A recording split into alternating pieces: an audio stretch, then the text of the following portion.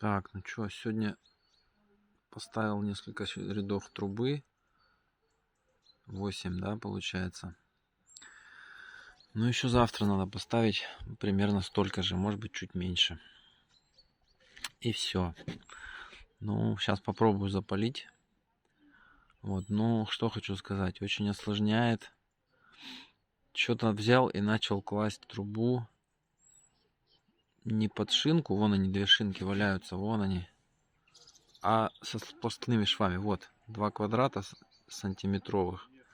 Начал класть без этих квадратов, просто раствор класть и заполнять шов за подлицо. Блин, это так, ну, долго мыть потом, грязно, чем когда шиночку положишь, убираешь ее потом, слегка протер кирпичик и все. А это вообще, так что не кладите без шинки, кладите под шинку.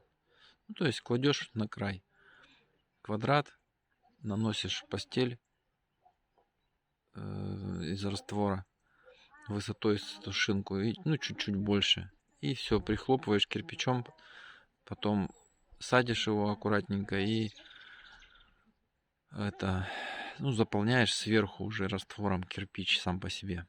И нормально тоже все получается. Потом отмываешь чуть-чуть и все. Но когда мыть приходится полностью, это вообще мука. Короче, не делайте так. Ну все, до завтра.